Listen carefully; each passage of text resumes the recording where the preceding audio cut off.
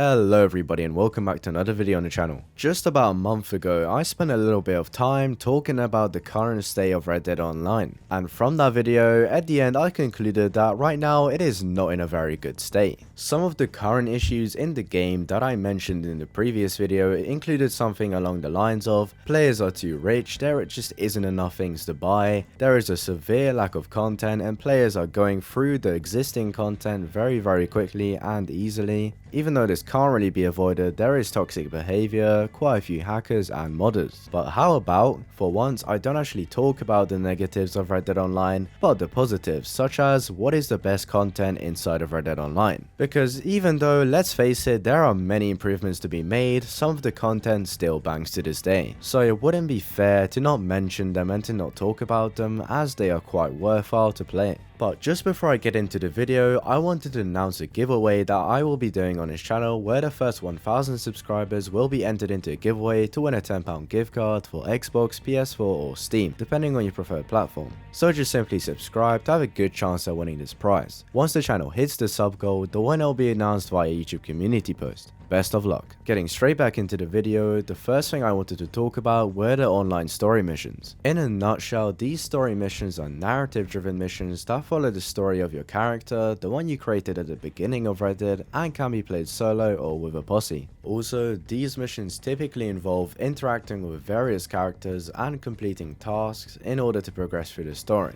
Just some of these story missions include Honor Among Horse Thieves, Love and Honor, The Right Side of the Tracks, and Bring a Goddamn Posse. Out of this specific selection, my favorite is Bring a Goddamn Posse. In this mission, you have to gather a group of allies in order to take on a gang that's been causing trouble in their area. This mission is actually very similar to Call to Arms, as there is a variety of different waves of enemies, some more armored than others and carrying different weapons, and there's even a war wagon. Another one of my personal favorite missions is Love and Honor. In this mission, you must help a woman named Jessica Leclerc seek revenge on the people who killed her husband. But these are just a few examples of the many story missions available in Red Dead Online. Completing these missions gives you a lot of XP, experience, and new items, as well as a little bit of money. For anyone that is hopping into the world of Red Dead Online for the first time, I definitely recommend checking out these missions. As I mentioned previously, it does come with experience, so you get a little bit of taste of what you're getting into, a little bit of cash from your ending mission to get you started for your journey, but mostly, apart from the Moonshine missions, it is nice to have a narrative and characters that you fight for or fight with. Now, I didn't really want to talk about these as they are quite dead at the moment, but they can be occasionally fun with friends and posses, and they are PvP modes. Red Dead Online features several competitive modes such as Team Shootout, Most Wanted, and Name Your Weapon, where you can compete against each other.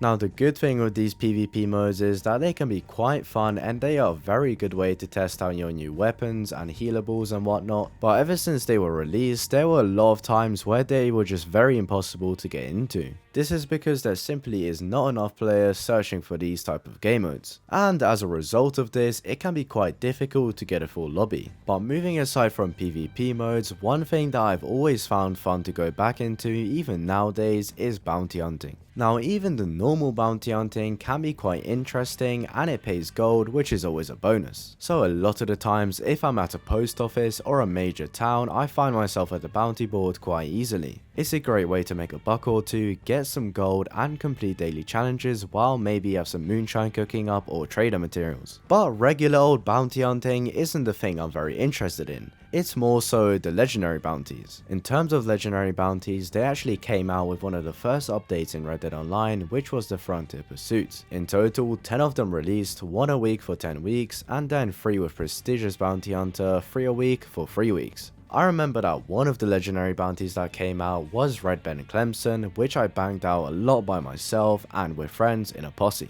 At least for the 5-star maximum difficulty on this legendary bounty, you have to hop onto a train with multiple bounties that you have to collect, including Red Ben Clemson himself. One of the ways you could clear this was to go above the carriages or through them, annihilating everyone at every carriage until you get to the bounties and Ben. Through certain carriages, you can actually find a variety of healing items such as moonshine. This moonshine that was just laying around the place is quite useful for health, especially if you forgot your own. All of the bounties along the train would be hogtied, and usually you would have someone around them to keep an eye on them just so they don't escape by mistake. Then one person would go right to the front of the train where they would kill the train conductor and halt the train. Once the train has been stopped, a lot of enemies will start spawning around the outside that have been spawning the entire time, that are pretty much enemies on horseback that you have to take out. Once you have finally cleared out and defeated this seamlessly endless wave of enemies, you can finally call in your bounty wagon to pack up all the bounties including Ben and take them to the sheriff's office, at which point you'll be rewarded with some XP, gold, but best of all a lot of cash, possibly in the hundreds if you have this in the highest difficulty. Because of its high payout and quite interesting gameplay, this is personally my favourite legendary bounty, but there are definitely a lot of good ones. There are also some other interesting legendary bounties, such as one with wolves, one with a bear, and one with hallucinogenics. While these legendary bounties can get repetitive after you've played them for multiple times, they are considerably fun when playing them for the first time, getting that difficulty up, getting XP, quite a bit of cash, and most of all playing with friends in a posse. All of these aspects combined definitely land legendary bounties in a good spot in terms of some of the best content in Red Dead Online. In general, free roam activities can be quite good as well. There are various free roam activities like hunting, fishing, treasure hunting, and random events which you can engage in while exploring the games whilst open world. Doing stuff inside of a posse is definitely going to be up there in terms of some better content. You can join or create a posse and participate in various posse activities such as heists, ambushes, and gang hideouts. Being in a posse, you can also go ahead and join your friends in moonshine sales or trader sales where you get a portion of the profit and XP. Whilst you're joining someone doing a sale, you won't get too much of the money, but you will get a decent amount of role XP, which is beneficial to leveling up your role so you can unlock more things. But all of this content aside, my favorite by far is definitely the moonshine role. Moonshine plays a significant role in Red Dead Online as it is one of the many lucrative businesses that you can operate and earn money and experience points. In Red Dead Online, as well as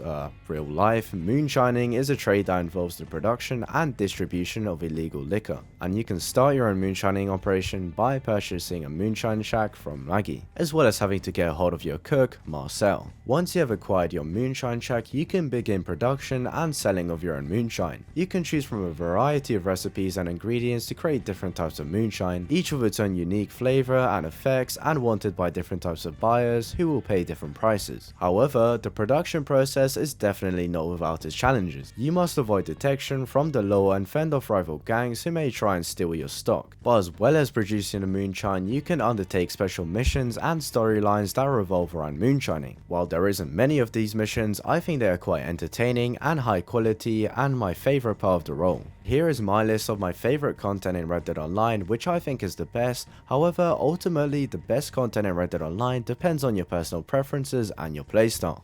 Well, this has been it for this video guys. Make sure to like and subscribe, give some feedback, and I will see you guys in the next video. Goodbye.